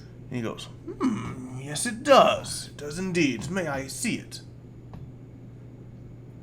Hand it to him. He looks at it and goes, And he waves his clawed hand over. He's still a dragonborn. He raises his claw around and looks at it, and with that his eyes light up. You see this yellowish light flicker in its eyes as the iris of his eyes kind of tighten in. He's still like reptilian as it kind of tightens in. He looks into it. He goes, yes. This ring has the ability to control earth elementals. It is quite powerful and rare. A very rare treasure. And he sets it down and he slides it back over to you. Awesome. Okay. As he does that and he offers a gap, I'm going to interject that this was a side thing that happened, that we happened to be on an adventure, and where should I drop the Isle of Dread name? I mean, if anybody's going to know about it. Yeah, what was the name of the gnome we were supposed to meet here? No. Is there a gnome? I mean, Halfling. Was halfling. Tall a fellow's halfling. brother. Was it his brother? Cousin. Cousin. Once removed on his mother's side. Milo We were- Underfoot was who you were supposed to meet. We were here to meet up with Milo Underfoot to... Milo.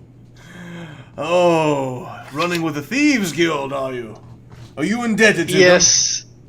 Well, we have a curse on us from Neville Tallfellow. Ah, a geese I can see. That's what the curse.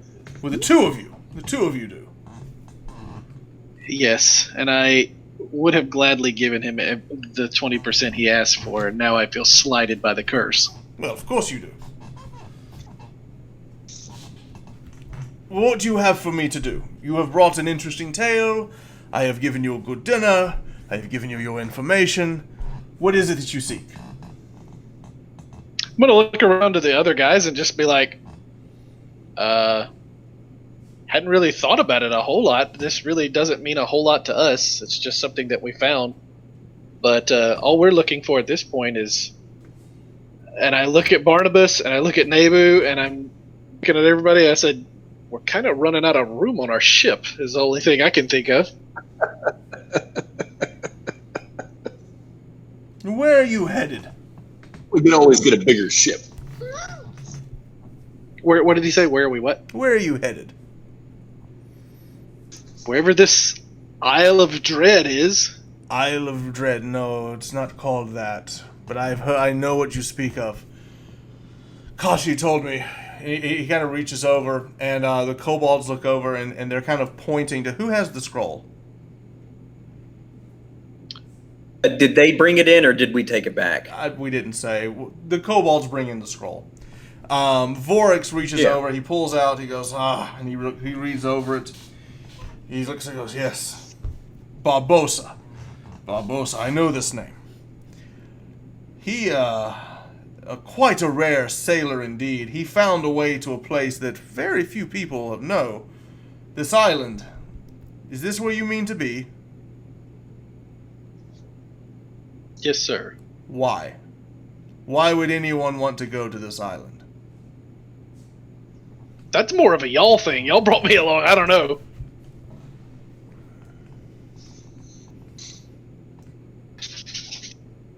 I think we were just looking for answers, really. It's, I like to find adventure wherever I can. It's not necessarily the destination, but the journey. As you're talking, he looks, and he goes, what is that? And he kind of flips his finger, and when he does that, you feel your shirt kind of ruffle, and the amulet falls out. What is that? Right. This has been strange, and I tell him where we found it, and I tell him a little bit about the how I feel like it's created sort of a rift in my existence. I even tell him the story about being on the cliff face and diving into the water after the woman who's fallen. I give him the whole spiel. That is an interesting story. You tell me that you've been having a vision of sorts of a woman being cast off into what now? Into the water. And there were sharks circling, right? Do you know how many sharks? And I remember This is diving in. important. Can you remember how many sharks? Were they swimming clockwise? Were they swimming How many counterclockwise? Do you know? Can I take a roll? Perhaps. Can I make a roll for it? Give me an intelligence check. See if you can recall it. Did you drink the tea? Intelligence check. Did you drink the tea? I did drink the tea. You get advantage on the roll. Excellent. You remember there were 8, and they were swimming there were Right. 4 and 4, and they were turning this way. So there was 4 swimming clockwise, 4 swimming counterclockwise. And he totally goes, There were 8 going both. Has anything else strange happened to you since you've had that amulet? Of course, and I gesture out, and I'll manifest the echo and show him that. And as soon as you see the echo, he looks out and he goes, you should go to this island. The answers you seek are on this island. He looks at the echo as if he knows him. Really? Okay. You should see. It would be a better story if you actually found what you're looking for instead of I tell you. But you should definitely travel to this island. Tell you what, if when I get back, if I get the answers I seek, do dinner again, and I'll tell you the story. I will do you one better. I will give you the information that I know and how to get to the island. In exchange, you agree that when you come back, you tell me all of your tales and stories and we'll have a grand banquet. There's also a few things on that island that if you were to find, I would reward you handedly. Sounds good to me.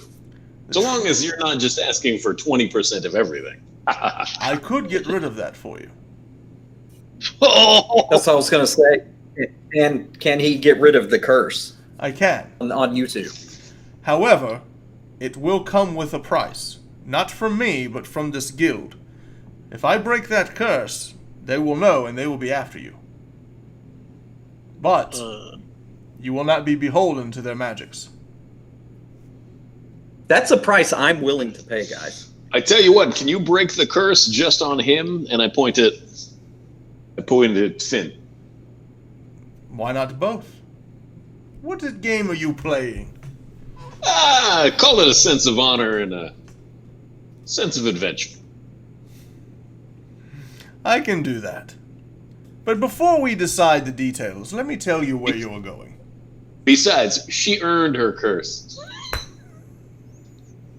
Sorry, go. Oh yeah, I forgot about that detail. So this island you're going to, it doesn't really have a proper name. People call it the Isle of Dread.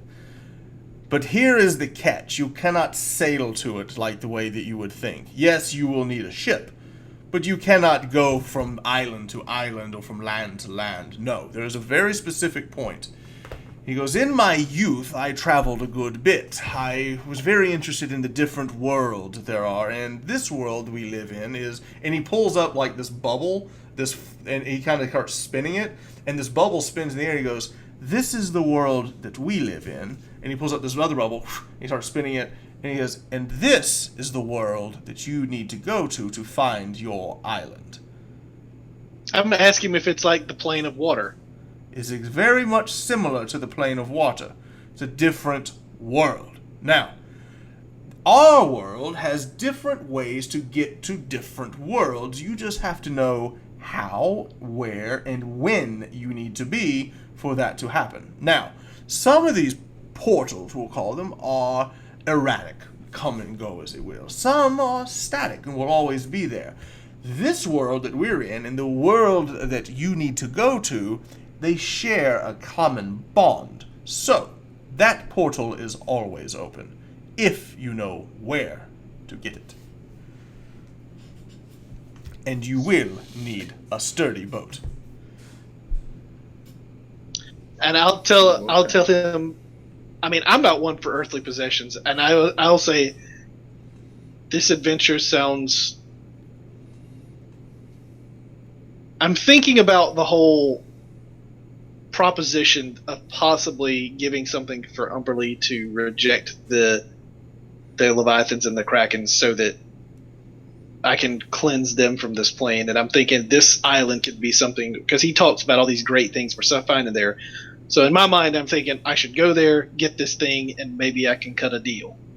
So I'm willing to give him everything I've had and the bubble, because I kind of took the bubble because I got it up there. I'm saying, you're welcome to have this in exchange for anything like that. I'll tell you what I will do. I am interested in the bubble only for the oddity that it is. The thing that you have that I am most interested in are twofold. One, I'm very interested in that ring that your Furbolg friend has. I could make use of something like that. So I would very much like to have that. The second thing I am interested in is the agreement that when you come back, if you come back, whatever you find, you bring it to me first so that I may see it. I am interested in scrolls, books, lore, stories, things of that nature. But I can tell you quite a good bit about where you're going. So, I will get you a boat.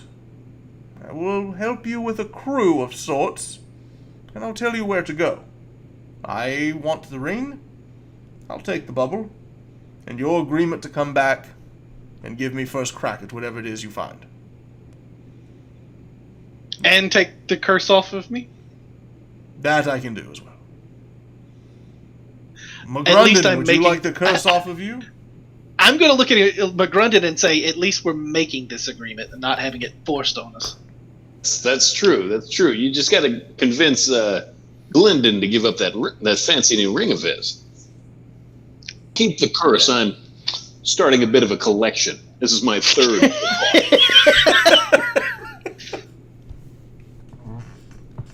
It doesn't seem to be turning me into a pig. Well, Master Furbolg, will you give up your ring? What kind of a boat is this buying us? Because the last one we got, it was kind of illegal and small. It'll be a large Illegal sailing and ship. small. It'll be a large sailing ship. You will need it. The wind that you need to catch. It will be quite formidable. You'll need a crew. I will provide you with enough to fill your crew with what I see here. I will provide a few more. Okay. What do you guys think? I'm going to look at you not like, yeah. Dude, the wheels Alright. in my head are turning like we're hunting krakens on this thing. And he Yeah, I'll reaches over slide and the goes, ring over to. okay, and with that, he grabs the ring and he slides it on his finger. He goes, haha. And when he slides it on his finger, you see he's got some other rings. He goes, yes. And he reaches over and he goes, Kashi, bring fresh parchment, a quill. And he looks over and he goes, McGrundon, you will write what I tell you. I will tell you what you need to know of this island. So, long ago, I went to this island myself in my youth, and I can tell you a little bit about it. I was not there long, but what I can tell you is this. There are at least 3 dragons that live on this island. Okay. Each of those dragons are particularly nasty, and each of them have come there for the sole purpose of collecting the treasure that has been collected on this island. See, years ago, people would make a pilgrimage to this island for various reasons, and they would bring gifts to the island. And these dragons have now come to hoard all of the treasures that have been collected there over the years. 3 dragons. There is a red, a green, and a black dragon. The red dragon, his name is Bravorax. Bravorax.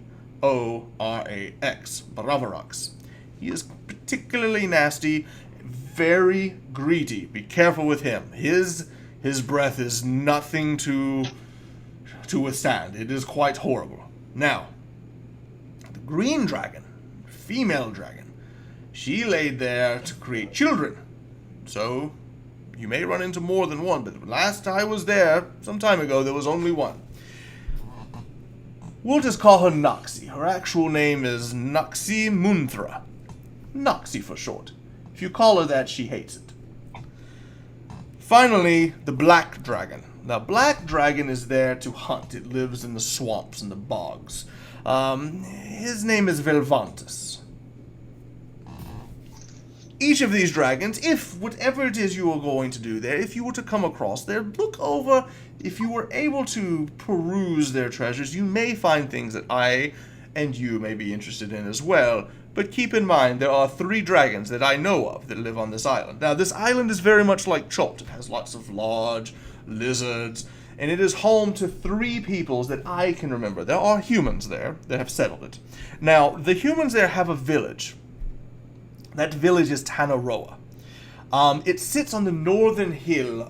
You cannot miss it. As you go in, it will be the first major hill that you see. Be careful as you sail around this island. I remember it having a lot of jagged rocks. Be careful as you come in. It could damage your ship. Also, there are two other people. You have the humans. You have lizard folk that are cannibalistic in nature, and they will eat literally anything. I would steer clear of the lizard folk. And finally, you have something that is quite odd, and the only place I have seen it in all the world is here. You have the Rakasta. They are cat folk. They are not like the cat folk that live here. They're more savage, they're more primal, but they are the Rakasta. They ride on larger cats as well. So the Rakasta and the lizard folk. Cat folk, lizard folk, and humans. Okay. Is Now- Tanaroa a human city? Yes. Yes, it is. Now, this world you're going to, the world we live in is called Faerun. The world you are traveling to is called Mystara. You will have to sail away from How do you- Chult. How do you spell that? Mystara. Mystara. Mouse. Okay. You will sail there. There is a portal east of Chult. I take it back. I'll It is- ask him if I tell him that I'm a cartographer. Do I need to sketch any charts for it? I will give you the navigation coordinates that you need to go to. Okay. Now, the portal that you're Forget you looking were the for is not going to be something. It is actually a whirlpool. You will have to sail directly into it and let it take you. It will send you there. And you will return the same way. I tell you, I would not stay there long. It is quite nasty. Barbosa found it by mere accident. And, Magrunden, you should see the high plateau. The answers you seek are on the high plateau on the inner side of the island. High plateau. Excellent.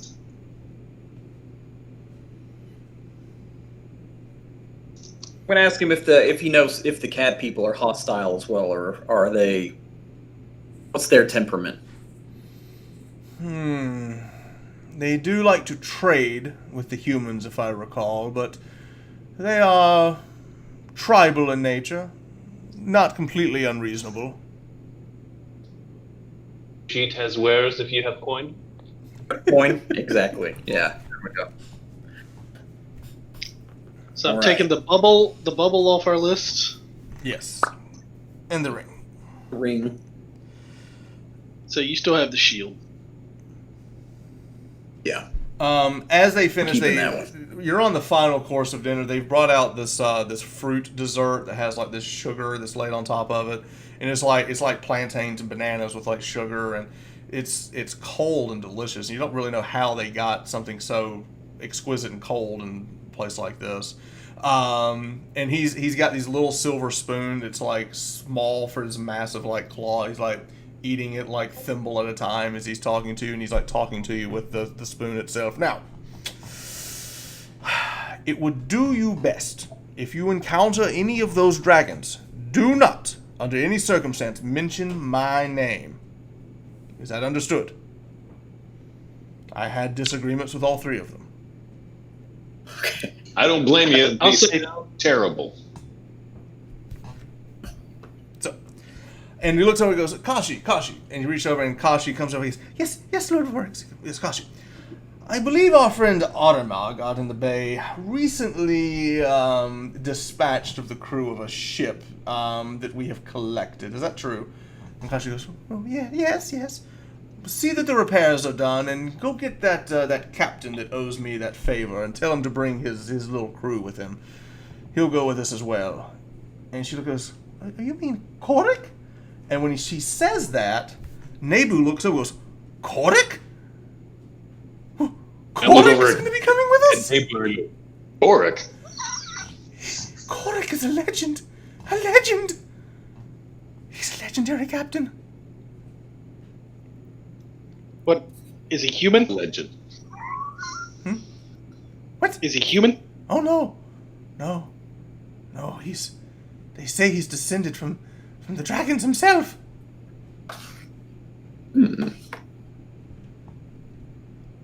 I'll believe that when I see him. Oh, yes. I can't believe it. I'm kind of looking around. I just want to look around the room that we're in. Like,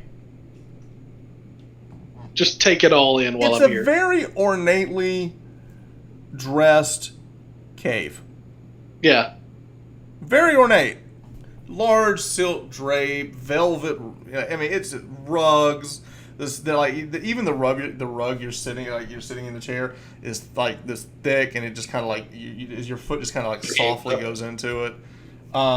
Everything about this place is just immaculate.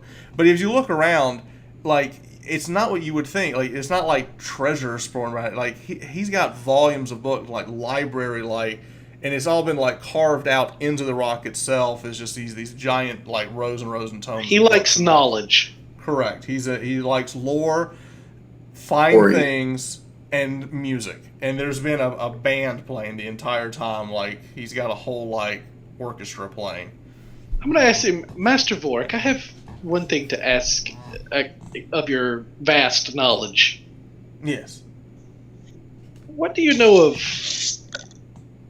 Umberly and her minions? She is quite terrible. She, temperamental, to say the least. I try to steer clear of her the best I can. Why do you ask?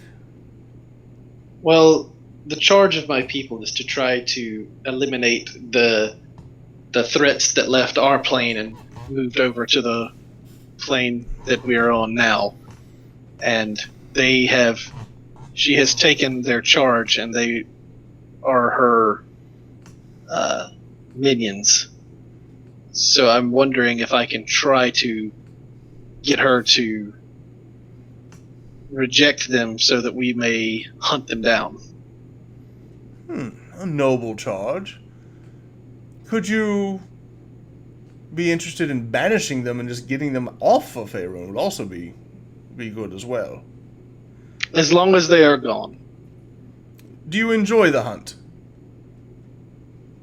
I'm finding I enjoy it more every day.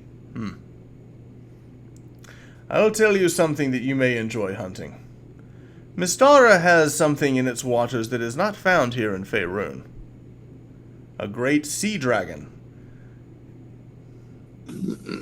A fourth one? It is different. I have not had any dealings with it. I just know I've seen its damage, but it does swim about, and I believe it nests near the northern end of that island.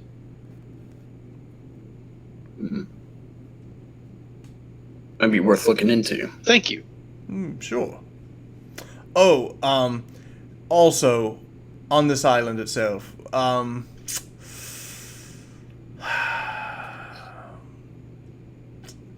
there are a lot of things about this island you should know. One is, it is quite old, and some of the things that you think you may know that are true here may not be true there. So, be careful in your journeys. The rules may be slightly different. Rules of humanity or rules of nature? Nature itself. You may find something that you think, oh, our world is quite harmless, but there it could kill you. The frogs themselves can kill you there. Everything's deadly. Got it. Oh, well. I believe we have finished dinner. I thank you for your ring. See, Tukashi will get you to your ship. I will send word to Korik to meet you there. Not sure what the name of that vessel is. Name it yourself. But I will tell you, I believe it was being repaired, but it may need to be cleaned. We'll take care of that. Okay. Well, with that, I will bid thee adieu. Have a good well. You can see yourself out. And also, discretion. I do not enjoy everyone knowing who and what I am. Frankly, we've never even heard of you. Exactly. Yeah. I look forward to your inevitable return. Okay, and with that, Vorix exits. We stand and we make our own exits as well. All right, and we'll head back to the port itself. Okay, so he has Do they make another doorway for us to go through? And right, and as the door closes as you leave, you look back, and it's just a brick wall, or like a stone wall. It's like some type of gate that they open to go back and forth. It's not like his lair is like behind it. It's you went completely somewhere else. This is just a front, in a way. So with that, he comes out. Barnabas is with you. He's managed to clean all the stuff off of his face, and he's like, "Well, I'm ready to turn in for the night. Where's this boat? Can we sleep on the boat?" Yeah, let's go find the boat. Well, I think we should. All right, so you guys head back to the harbor itself. As you go, you see several kobolds that you kind of remember from earlier scurrying about. You do see a longer sailing vessel down at the end. It's longer and taller.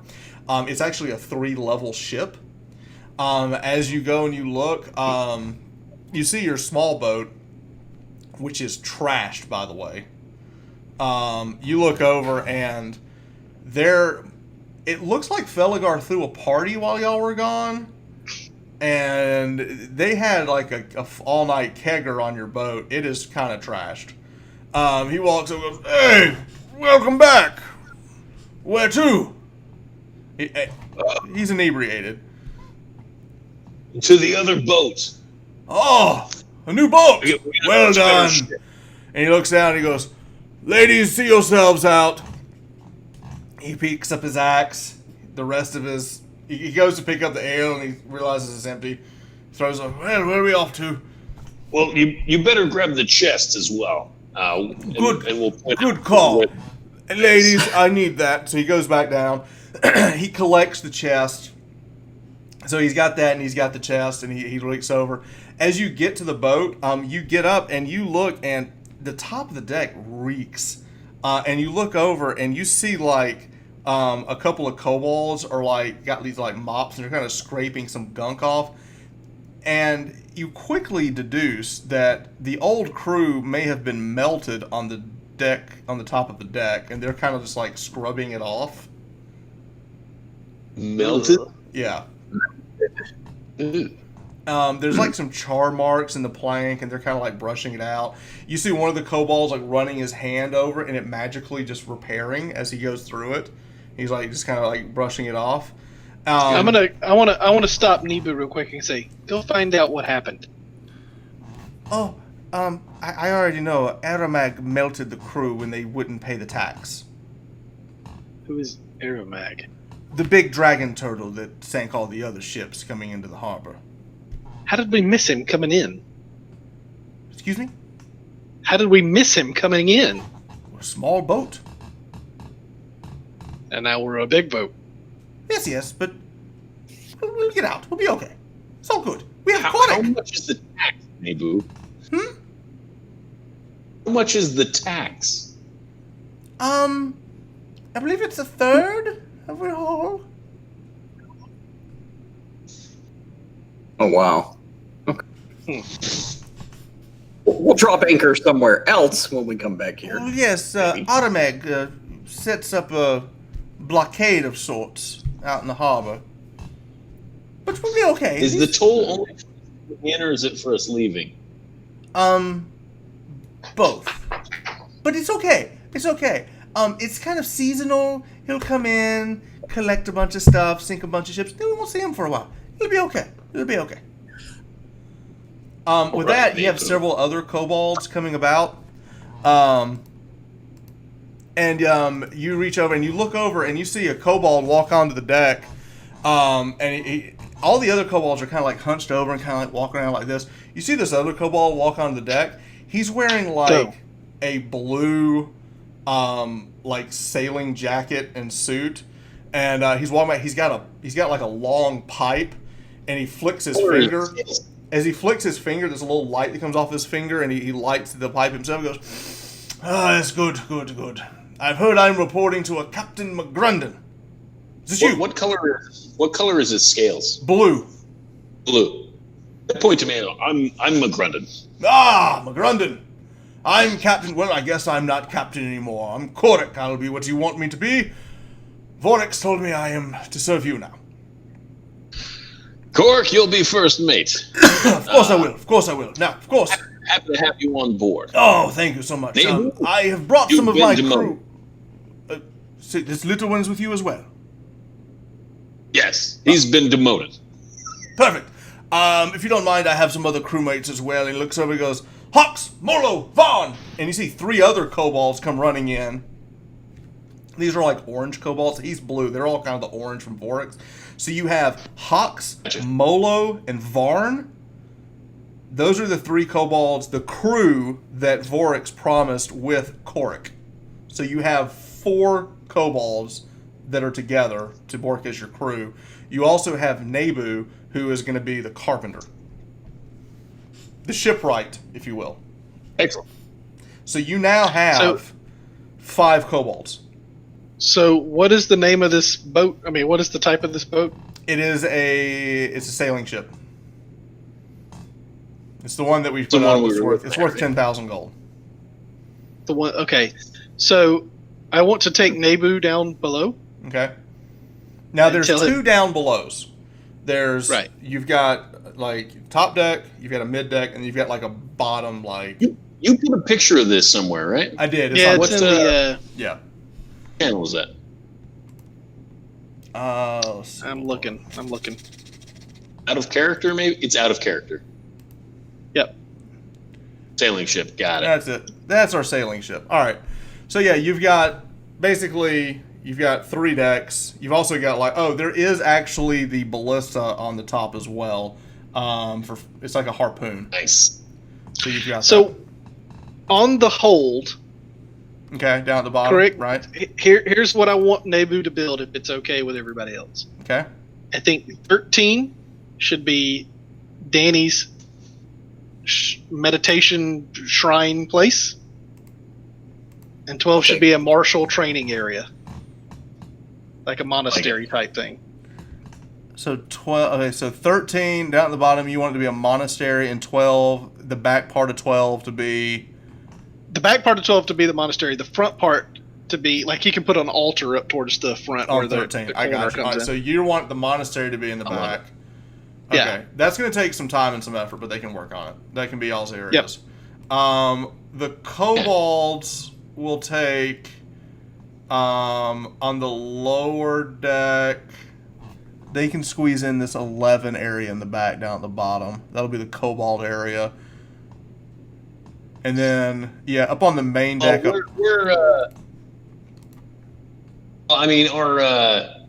Glendon and Finn gonna want their own quarters, right? We'll figure this out offline. So we can draw it up. We'll figure this out offline.